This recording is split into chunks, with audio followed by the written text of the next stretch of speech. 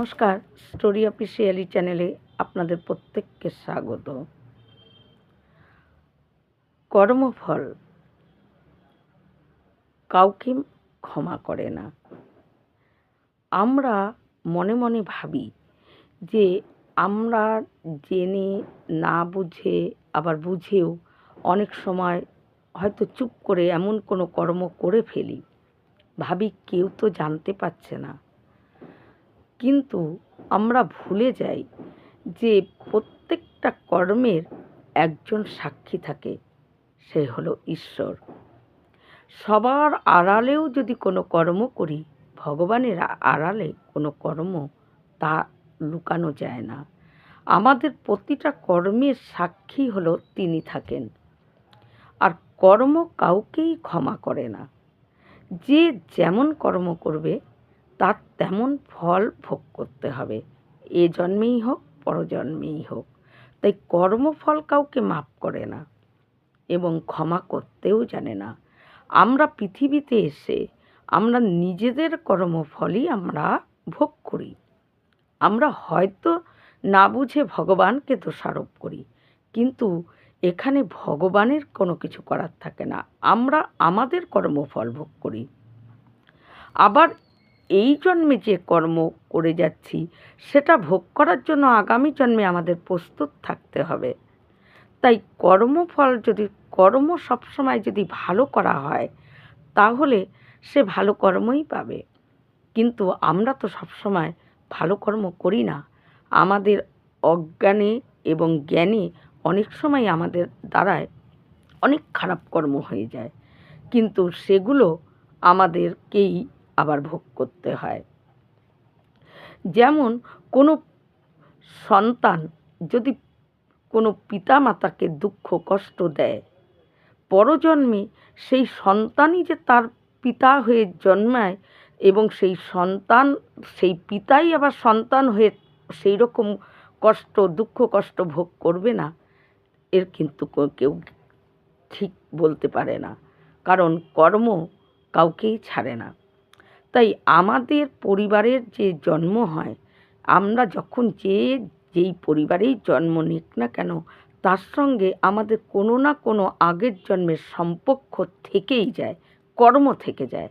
আর সেই ফলটাকে ভোগ করার জন্যই আমাদের এই রকম বিভিন্ন পরিবারের মধ্যে বিভিন্ন জনের জন্ম হয়। প্রত্যেকে যদি একই কর্ম করতো তাহলে তো প্রত্যেকের একই রকম পরিবারে জন্ম হতো, কিন্তু তা হয় না। কারণ কর্ম ভিন্ন ভিন্ন। কেউ ভালো কর্ম করে, কেউ খারাপ কর্ম করে, কেউ হয়তো আরও খারাপ কর্ম করে, হয়তো কেউ কাউকে ঠকায়, কাউকে প্রতারণা করে, কাউকে ভালোবাসি বলে তার সঙ্গে ছল করে, কপট করে। তাই বিভিন্ন ধরনের কর্মে বিভিন্ন প্রকারের পরিবারে আমাদের প্রত্যেকের জন্ম হয়। যে যেমন কর্ম করে তার সেই রকম ফলই তার ভোগ করতে হয়। তাই আজকে যে কাহিনী বলবো, সেই কাহিনীতে আমরা বুঝতে পারবো যে আমরা যখন কোনো খারাপ কর্ম করি সেটাই আমাদের কাছে কিভাবে ফিরে আসে। তার কর্মফলটা আমাদের খারাপ কর্মফলটা আমাদের কিভাবে ভোগ করতে হয়, সেরকমই একটা কাহিনী বলছি। এক গ্রামে এক কৃষক ছিল। সেই কৃষক হলেও তার অনেক জমি জমা ছিল এবং ধন সম্পদ ছিল। কিন্তু কৃষক তার জমি জমা ধন সম্পদ সব ছিল, কিন্তু সেই গ্রামেই একজন তার ব্যবসা করার মতন বুদ্ধি ছিল। তাই ব্যবসায়ী একদিন কৃষককে বলে যে তোমার তো অনেক জমি জমা সব কিছু আছে, এই তোমার এই জমি সম্পদগুলো বিক্রি করে তুমি অর্থগুলো আমাকে দাও। আমার ব্যবসা করার মতন বুদ্ধি আমার আছে, আর তোমার সম্পত্তি দিয়ে তোমার অর্থ দিয়ে যদি আমি একটা ব্যবসা শুরু করি, আর সেই ব্যবসায় তোমার আরও ধন সম্পদ বাড়বে, আর যা ব্যবসায় যা হবে তোমাকে আমি লাভটা তোমাকে দেব, তুমি এটা করো। তাই কৃষক ওই ব্যবসায়ের কথায় সে রাজি হয়ে যায়। কৃষক কী করে, তার একটা খুব শখের ফুল বাগান ছিল। সেই ফুল বাগানটা আর তার সে একটা মোষ পুষত, আর সেই মোষকে সে খুব ভালোবাসত। তাই ওই মোষটাকে আর ওই বাগানটাকে রেখে কৃষক সমস্ত কিছু বিক্রি করে, জমিজমা বিক্রি করে ব্যবসায়ী হাতে দেয়। ব্যবসার হাতে যখন সে দেয়, তখন সেই ব্যবসায়ী সেটা দিয়ে ব্যবসা শুরু করে। আর কৃষক মনে মনে ভাবে এর থেকে আমার অর্থ আসবে, কারণ এ তো বলেছেই এ লাভের টাকা তাকে দেবে। তাই কৃষক তাকে দিয়ে দেয়। আর ওই ব্যবসায়ী, যার বুদ্ধি ছিল ব্যবসা করার মতো, সে ওই কৃষকের টাকা নিয়ে ব্যবসা করতে শুরু করে। ব্যবসায় প্রচণ্ড লাভ হয় এবং ব্যবসা আস্তে আস্তে তার আরও বড় হতে থাকে। কিন্তু কৃষক যখন টাকা চাইতে যায়, কৃষককে সে টাকা দেয় না। কৃষক বুঝতে পারে যে এ আমাকে ঠকাচ্ছে, এবং একদিন কৃষক এইভাবে যখন তার কাছে টাকা চাইতে যায়, তখন সে বলে যে তোমার থেকে টাকা নিয়ে যে আমি ব্যবসা করছি, এর প্রমাণ কি? তুমি প্রমাণ নিয়ে আসো। তখন কৃষক প্রচণ্ড রাগ হয়ে যায় এবং কৃষকের সঙ্গে তার ব্যবসায়ী কথা কাটাকাটি হয়। হওয়ার পর কৃষক যখন তাকে বলে যে তুমি আমাকে ঠকাচ্ছ কেন, আমার অর্থ নিয়ে, বলছে কিন্তু কি প্রমাণ তোমার অর্থ নিয়ে আমি ব্যবসা করছি? বলে কৃষক বুঝতে পারে যে কৃষক আর যে এক পয়সাও তার কাছ থেকে সে দেবে না। এবং তার স্ত্রী, ব্যবসায়ীর স্ত্রী, ব্যবসায়ীকে বলতো যে তুমি ঠিক করছো, তাকে সম্মতি দিত, কৃষককে দিবে না। ওর কাছে কী প্রমাণ যে ওর টাকা নিয়ে আমরা ব্যবসা করছি? এই করতে করতে সেই ব্যবসায়ী ব্যবসা অনেক বড় হয়ে যায়, ব্যবসায়ী বিরাট ধনী হয়ে যায়। কিন্তু কৃষক তার ধন সম্পদ সব কিছু তাকে দিয়ে দেয়। তার কাছে সম্বল বলতে ওই মহিষ আর ওই বাগানটুকু। কৃষক মনের দুঃখে এবং প্রচণ্ড রাগে সে যখন বাড়ি যায়, গিয়ে দেখে তার স্বাদের ওই বাগান, সেই বাগানটার মধ্যে মহিষটি ঢুকে বাগানের ফুল গাছগুলোকে তছনছ করে দিচ্ছে। এই দেখে কৃষকের প্রচণ্ড রাগ হয়।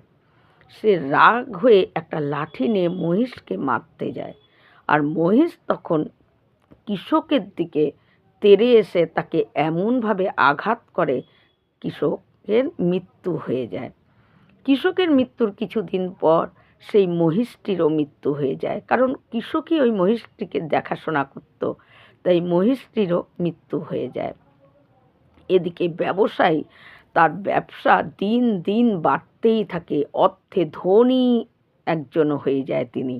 এবং তার স্ত্রীও তাকে সমর্থন করে যে তুমি কৃষককে ঠকিয়ে খুব ভালো করেছো। এরপরে তার স্ত্রীর একটা পুত্র সন্তান হয়। পুত্র সন্তান হওয়ার পর সেই পুত্র সন্তানকে তিনি অনেক অর্থ খরচ করে, অনেক লেখাপড়া সব কিছুর পেছনে প্রচুর অর্থ খরচা করে। এবং তারপর তারা কী করে, ওই পুত্রের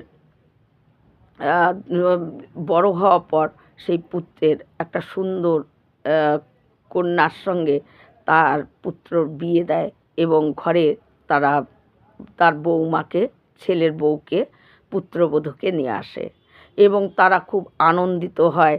এবং পুত্র জন্মানোর পরও তারা সুখে আনন্দে পুত্রকে বড় করে। তারপর পুত্রের বিয়ে দিয়ে সেই ঘরের সুন্দর একটা বউ নিয়ে আসে, এবং ব্যবসা তাদের বিরাট ধনী হয়ে যায়। এইভাবে চলতে চলতে যখন পুত্রের বিয়ের কিছুদিন পর হঠাৎ তার পুত্র অসুস্থ হয়। এমন অসুস্থ হয়, সেই ব্যবসায়ী প্রচণ্ড তার পুত্রের এই অসুখের জন্য খুব দুঃখ পায়, এবং যত বড় বড় ডাক্তার, কবিরাজ সব কিছু ওই পুত্রকে দেখানোর জন্য, তাকে সুস্থ করার জন্য নিয়ে আসে। কিন্তু অনেক অর্থ খরচ হওয়ার পরও কিন্তু পুত্র কোনোভাবেই সুস্থ হওয়ার কোনো লক্ষণই নেই, কোনোভাবেই সে সুস্থ হতে পারছে না। সেই সময় তখন আরও বড় অর্থ খরচ করে করে আরও বড় বড় বদ্যি, ডাক্তার সমস্ত কিছু করতে করতে শেষে তাদের সম্বল থাকে বাড়িটা। বিরাট বাড়ি তৈরি করেছিল, সেই বাড়িটা তারা বিক্রি করে। বাড়ি বিক্রি করে যখন পুত্রকে বড় ডাক্তার দেখায়, সেই সময় সেই ডাক্তার দেখানোর পরও যখন তার কোনো ফল হয়নি, তখন সেই পুত্রকে নিয়ে মনের দুঃখে যখন ব্যবসায়ী আসছে, পথে একজনের সঙ্গে দেখা হয়। সে যখন তখন বলে যে কী ব্যাপার, কী হয়েছে, তার কাছে জানতে চায় সে কেমন আছে, তখন সে তার পুত্রের অসুখের কথা বলে যে এত কিছু বদ্যি ডাক্তার দেখানোর পরও আমার পুত্র কিছুতেই সুস্থ হচ্ছে না। তখন সেই লোকটি তাকে পরামর্শ দেয় যে একজন কবিরাজ আছে, সেই কবিরাজ মৃত মানুষকেও জীবিত করে দেয়, এত তার নাম, এত তার ভালো ওষুধ। তাই তুমি যদি একবার তাকে দেখাও তোমার পুত্রকে, হয়তো সে ভালো হয়ে যাবে। এই কথা ভেবে যখন তার কথা শুনে সে কী করে, তার যত অর্থ আছে সেগুলোকে নিয়ে সেই কবিরাজের কাছে যায় এবং কবিরাজের কাছে যখন যায়, কবিরাজ তাকে দেখে এমন এক ওষুধ খাওয়ায়, তার পুত্রর মৃত্যু হয়ে যায়। তার পুত্রের যখন মৃত্যু হয়, ব্যবসায়ী এত শোকে দুঃখে সে পাগলের মতন হয়ে যায়। সে কাঁদতে থাকে, অঝোরে কাঁদতে থাকে যে একটা উপযুক্ত, কেবল কিছুদিন হলো তার পুত্রের বিয়ে হয়েছে, আর এই অবস্থায় তার পুত্র পেছনে সমস্ত ধন শেষ করেও তবুও সে তাকে সুস্থ করতে পারেনি। এতে তার এতটা কান্নায় ভেঙে পড়ে। ঠিক সেই সময় সেই যেখানে বসে ব্যবসায়ী কাঁদছিল, সেই পথ দিয়ে এক সন্ন্যাসী যায়।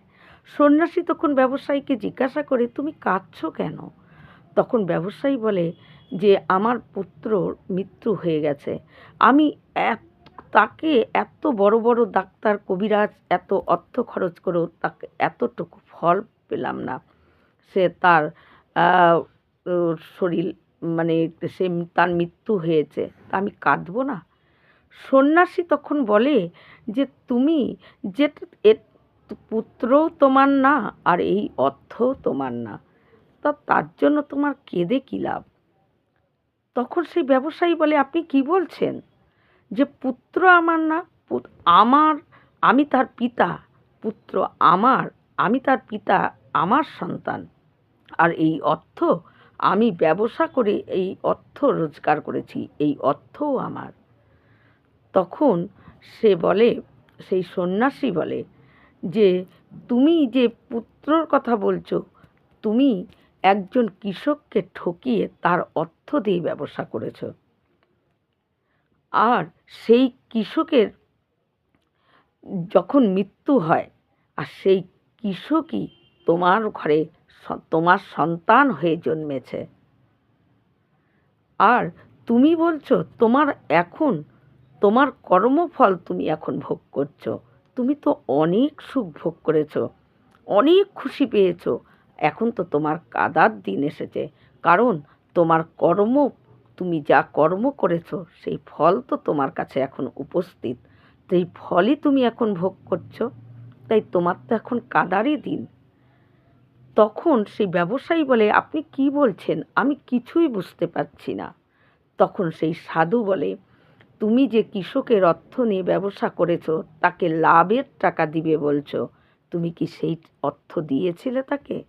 সেই কৃষকের মৃত্যু যেদিন হয়, সেদিনকে তুমি আনন্দিত হওনি? সেদিনকে তো তুমি খুশি হয়েছিলে। যেদিনকে তোমার পুত্র জন্মেছিল, সেদিনকে তুমি খুশি হওনি? সেদিনকেও তো তুমি খুশি হয়েছিলে। ব্যবসায়ী বলে, আপনি কি বলছেন, আমার পুত্র জন্মেছে, আমি খুশি হব না? তখন বলে যে হ্যাঁ, ওই যে কৃষক, সেই কৃষকই তোমার ঘরে পুত্র হয়ে জন্মেছে, আর ওই কৃষকের টাকাতেই তুমি এই ব্যবসা করেছো, তাই তোমার এখন তোমার কর্মফলই তোমার ভোগ করতে হচ্ছে। তখন সেই ব্যবসায়ী বলে যে সাধু বাবা, আমি নয় খারাপ কর্ম করেছি, কৃষকের টাকা মেরেছি, মেরে তাকে অর্থ দেব বলে দেইনি, সেই খারাপ কর্ম আমি করেছি, তাই আমি আমার কর্মফল ভোগ করছি।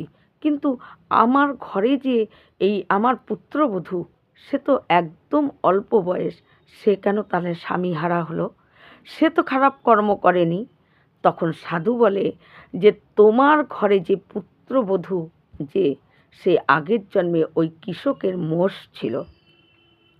কৃষক এত তার ওই মোষকে তার ভালোবাসতো এবং তাকে যত্ন করতো, খাওয়াতো, কিন্তু সে তার ভালোবাসার মর্যাদা রাখেনি। কৃষক যখন লাঠি নিয়ে তাকে মারতে গেছে, আর তাতেই সে কৃষককে আঘাত করে মেরে ফেলেছে। তাই সেই এক কন্যা হয়ে জন্মগ্রহণ করেছে, আর সেই হয়েছে তোমার পুত্রবধূ। কারণ তার জন্য সে এই কষ্ট ভোগ করছে, এই কষ্ট তার পেতে হচ্ছে যে অল্প বয়সে সে স্বামীহারা হয়ে গেছে, এই কষ্ট তার ভোগ করতে হচ্ছে। তখন ব্যবসায়ী বলে যে ঠিক আছে, সেটাও মেনে নিলাম, কিন্তু আমার পুত্রের যে মা, সে তো কোনো পাপ করেনি, সে তো কোনো খারাপ কর্ম করেনি। সে কেন একটা মানে যুবক বয়সের সন্তানকে, পুত্রকে হারিয়ে শোকে কাতর হয়ে কষ্ট পাচ্ছে? তখন সেই সাধু বলে, তুমি যে পাপ কাজ করছিলে, যে কৃষককে যে তুমি ঠকিয়ে সমস্ত তার ধন সম্পদ নিয়ে তুমি ব্যবসা করে তাকে কিছু অর্থ দাওনি, সেটাকে তুমি যে করছিলে সেটা তোমার স্ত্রী জানতো। আর তোমার স্ত্রী তোমাকে বাধা না দিয়ে সে তোমাকে কি করেছে, উৎসাহ দিয়েছে যে তুমি ঠিক করছো।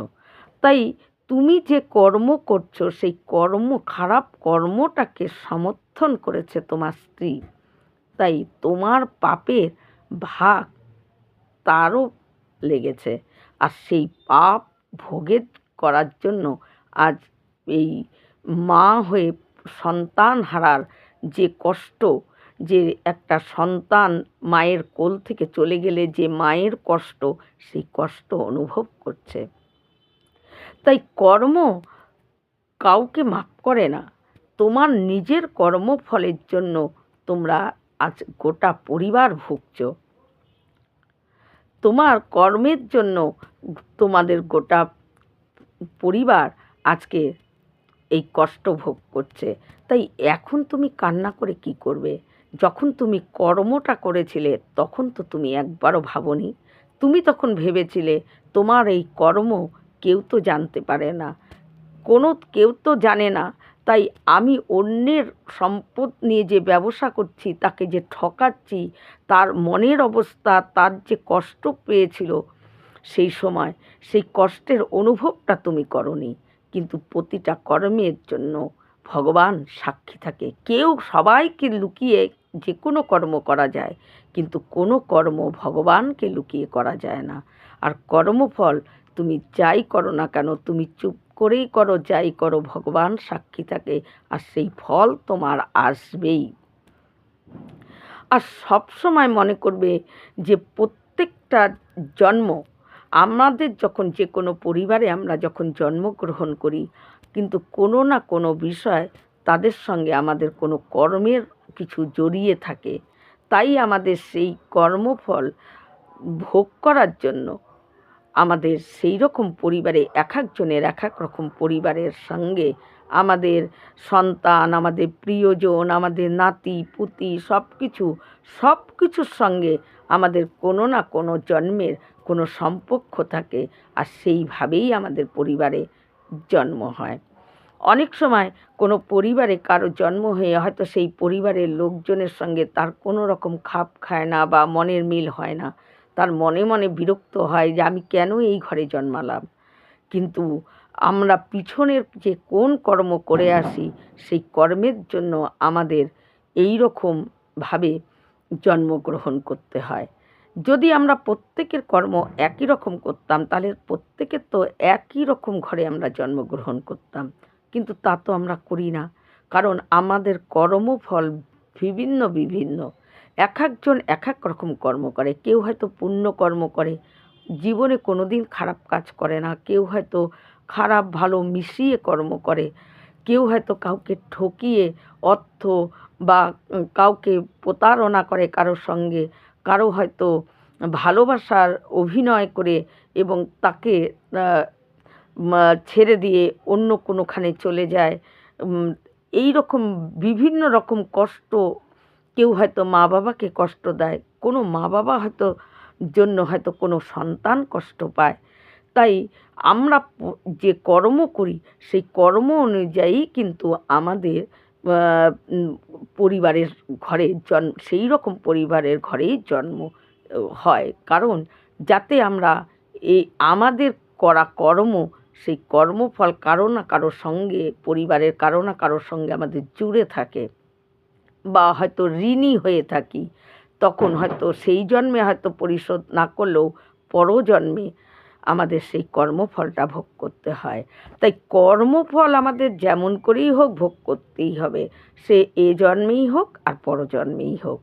তাই বন্ধুরা, আমাদের প্রত্যেকটা কর্ম করার সময় একটু চিন্তা করে আমাদের ভালো কর্ম করা দরকার। আমরা হয়তো অর্থ দিয়ে কাউকে সাহায্য করতে না পারলেও কারো তন মন দিয়েও তো কারো পাশে দাঁড়ানো যায়। কারো বিপদে কারো পাশে বা কারো ঘাড়ে একটু হাত রেখে তাকে যদি একটু সান্ত্বনাও দেওয়া যায়, সেটাও কিন্তু তার অনেকটা মনোবল বাড়ে। তাই এইটুকু তো আমরা করতে পারি সবাই। আর এই রকম করেই যদি আমরা কারো পাশে গিয়ে দাঁড়াই, তাহলে কিন্তু আমাদের দ্বারায় খারাপ কর্ম হয় না। এই রকম ভিডিও পাওয়ার জন্য আমার চ্যানেলটিকে সাবস্ক্রাইব করবেন। নমস্কার।